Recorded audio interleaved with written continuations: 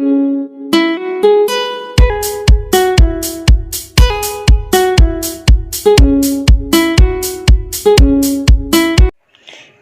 मित्रांनो, स्कॉलरशिपच्या परीक्षेमध्ये किंवा नवोदयच्या परीक्षेमध्ये गणित या विषयाअंतर्गत विचारला जाणारा प्रश्न मोठ्यात मोठी व लहानात लहान संख्या तयार करणे।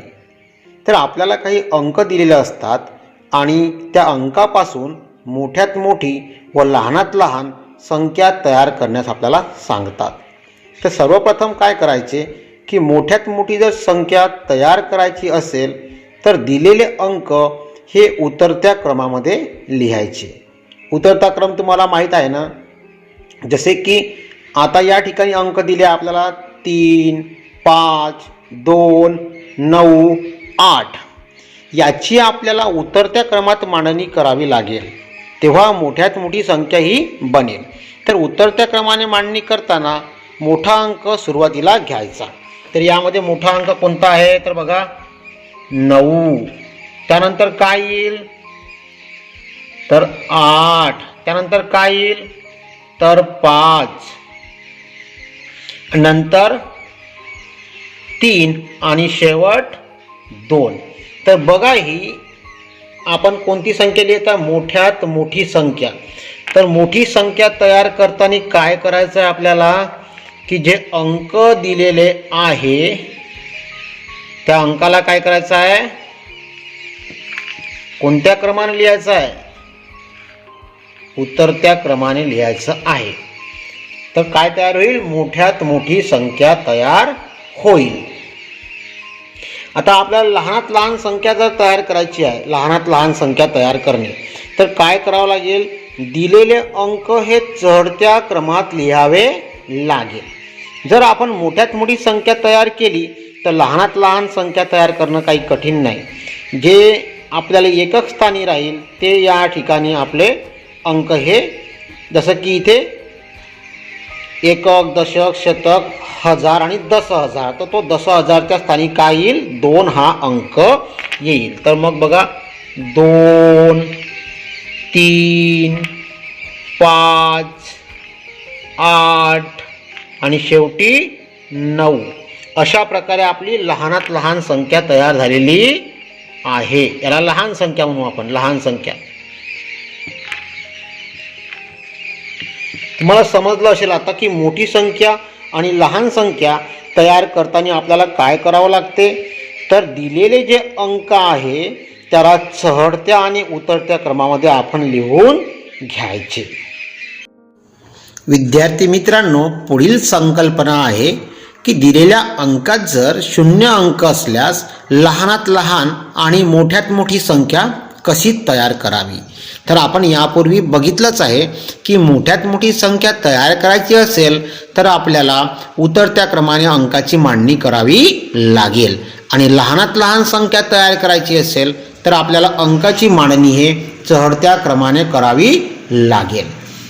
तत्पूर्वी आता आपण बघूया, जर अंकाच्या संख्येमध्ये 0 हा अंक असल्यास आपल्याला त्याची मांडणी करताना, लहानात लहान संख्येची मांडणी करताना डावीकडून दुसऱ्या स्थानी 0 हा अंक घ्यावा लागेल। उदाहरणार्थ आपल्याकडे 68704 हे अंक दिलेले आहे। आता या अंकापासून आपल्याला लहानात लहान संख्या तयार करायची आहे। त्यासाठी काय करूया आपण की जे अंक दिले आहे त्याला कोणत्या मांडणीत मांडूया, चढत्या मांडणीमध्ये। परंतु काय करायचं आहे की 0 हा अंक आहे त्याला आपल्याला डावीकडून दुसऱ्या स्थानी घ्यायचं आहे। तर सुरुवातीला काय येईल मग 4 आणि नंतर 0, नंतर 6, नंतर 7 आणि नंतर 8। तर कोणती संख्या बनली आहे बघा बरं आता, 4678। काय केलं आपण इथे की 0 हा अंकाला डावीकडून दुसऱ्या स्थानी ठेवलं आणि लहान संख्या बनवली। कोणती संख्या बनवली, लहान संख्या, लहान संख्या बनली आपली। आता ही आता मोठी संख्या बनवताना काय करायचं की जो 0 अंक आहे हा शेवटी आपल्याला ठेवावा लागेल आणि सर्व अंक कसे लिहावं लागेल, उतरत्या क्रमाने। चला बघू आता 8, 7 6 4 0. आता याला वाचूया 87,640. 87,640 ही कोणती संख्या झाली? मोठी संख्या. तर अशा प्रकारे आपण जर दिलेल्या अंकामध्ये 0 हा अंक असेल तर लहानात लहान आणि मोठ्यात मोठी संख्या बनू शकते. त्यानंतरचं संकल्पना आहे की विशिष्ट अंकी सर्वात मोठी व सर्वात लहान संख्या तयार करा. असा सुद्धा प्रश्न विचारलेला जातो की 6 अंकी मोठ्यात मोठी संख्या तयार करा, 4 अंकी लहानात लहान संख्या तयार करा. तेव्हा आपण काय करायचं की जेव्हा मोठ्यात मोठी संख्या तयार करा म्हटलं, 6 अंकी मोठ्यात मोठी संख्या तयार करायची असेल तर आपल्याला 6 वेळा 9 हा अंक लिहायचा आहे. म्हणजे मोठ्यात मोठ्या संख्येमध्ये प्रत्येक अंक हा 9 असायला पाहिजे. तर आपल्याकडे प्रश्न आहे आता की 4 अंकी मोठ्यात मोठी संख्या तयार करता आपण कितीदा 9 लिहूया? 4दा. बघा 9 9 9 आणि 9 999 4 टाइम्स आपण लिहिलेला आहे. तर ही काय झाली आपली 4 अंकी मोठ्यात मोठी संख्या 9999 9999. आणि जेव्हा आपल्याला विशिष्ट अंकाची लहानात लहान संख्या तयार करायची आहे तेव्हा जसं की आपल्याला म्हटलं की 4 अंकी लहानात लहान संख्या तयार करायची, तर डाव्या बाजूला 1 हा अंक लिहायचा 1. लेफ्ट साईडमध्ये काय लिहायचा 1. आणि जेवढे म्हटलं आपल्याला तेवढे शून्य मग 1 वजा करून लिहायचे. जसं की 4 अंकी म्हटलं तर 1 अंक कोणता लिहिला आपण? 1. आणि मग किती लिहिले आपण? 3 शून्य. तर बघा 1000 ही आपली 4 अंकी लहानात लहान संख्या तयार झाली. बघा किती सोपं आहे ना की आपल्याला लहानात लहान संख्या जेव्हा तयार करायची आहे तर डाव्या बाजूला काय ठेवायचा? 1 अंक ठेवायचा आणि बाकी काय लिहायचे? शून्य लिहायचे. समजा 5 अंकी लहानात लहान संख्या तयार करायला लावली, शून्य किती येईल? मग 4 शून्य येईल. 4 अंकी तयार करायला लावली किती शून्य येईल? 3 शून्य येईल. आणि 1 काय येईल? 1 येईल.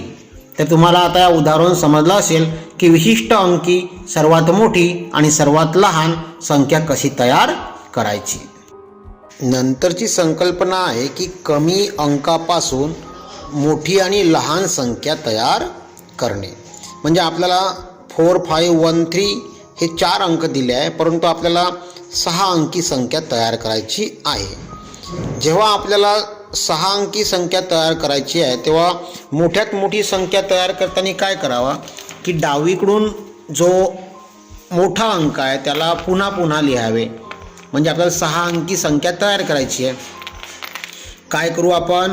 5 5 नंतर काय करायचं आपल्याला की परत 5 लिहू आणि 4 3 1.